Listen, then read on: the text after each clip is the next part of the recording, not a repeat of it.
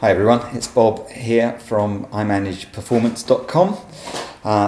Going to spend a few moments this time thinking about delegation and moving people really from that area of support into delegation that we talked about last time. So if you haven't seen the last vlog that we did, have a look at that. It's in the YouTube feed. If you search for iManage Performance, you'll find it there. And just familiarise yourself with that, because this is really today thinking about how we move from that area where people have a high level of will, their attitude is right, their motivation is there, but their skill level is lower, and we need to develop that and bring them on. And so really we're moving people from that support space to that delegation space, if you think about that model from last time. And the way to do that actually is to use 4 basic levels of delegation, and that's what I want to talk about, and these 4 levels that I have here on the screen today. So let's just talk about delegation for a moment. I mean, it's an idea that people often want to lose their work and pass it on to somebody and see delegation as the primary tool for that. I think that's a misunderstanding of what delegation really is. Delegation is a development process. It is something to bring other people on. So whilst as a manager I do benefit clearly from losing maybe something that I'm doing and delegating that to somebody else, there is a much, much bigger reason for doing this. It is that I'm building a high-performing team, and that team needs to be able to cope when I'm not there. It needs to do everything that I'm able to do and do it better than I'm able to do it. So as a manager, I've got to start letting go of that and letting my people really prosper and flourish and learn and develop and take ownership. So I mentioned in the last vlog that delegation isn't just about giving people a job to do. I mentioned that you might say empty the bins every Wednesday.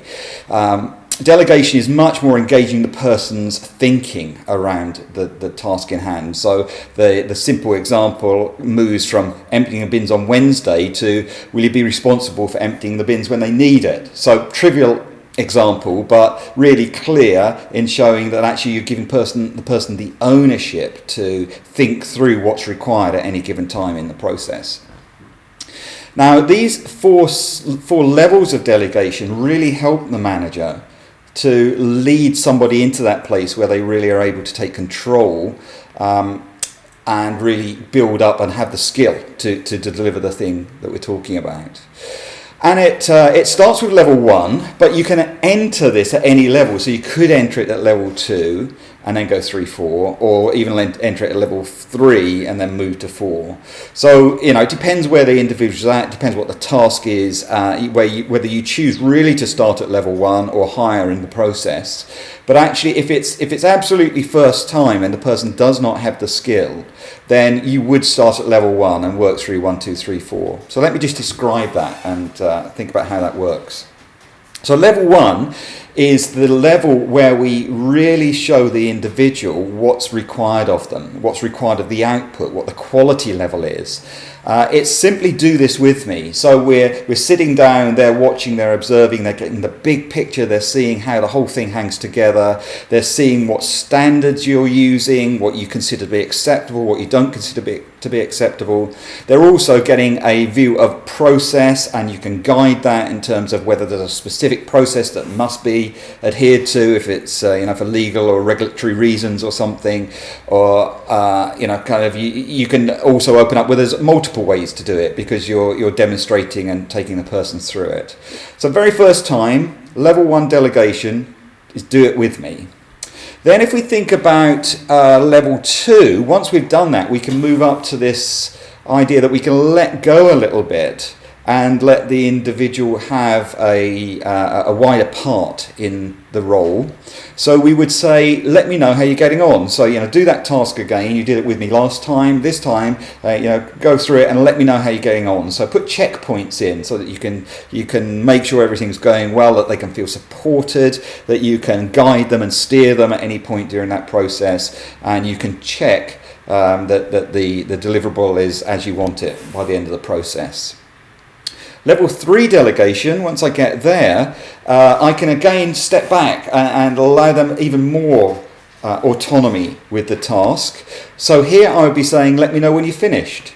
So it's a final check idea, really. I'm still having the power of veto, if you like. I'm able to say, no, that's not good enough, or yes, it is. So I'm not allowing the work to go forward or be handed on or be completed until I've had a final look at it. But I now am giving them full autonomy to own the task and manage that task, but to check in with me once they've finished it so that we can agree whether or not the whole thing is acceptable and hopefully put a big tick in the box where that's concerned. So once we're there, we're really in the place of being able to move to level 4, the final step in delegation, which you'll notice, importantly, isn't completely letting go of it. As a manager, the buck does stop here. I still need to be accountable for what my team is doing.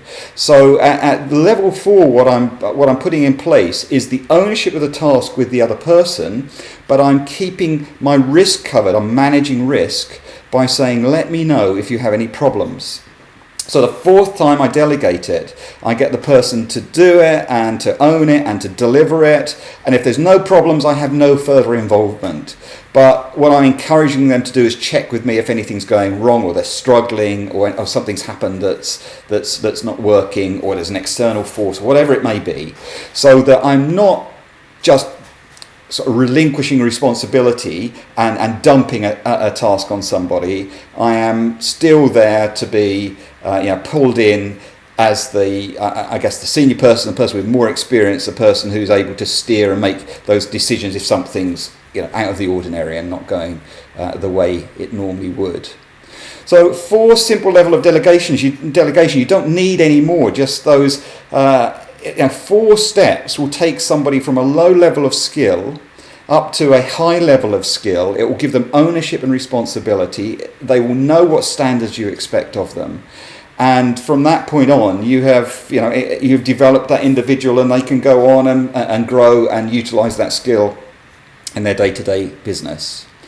So really think about that next time you've got a task that you are thinking, well, somebody else might be good at that.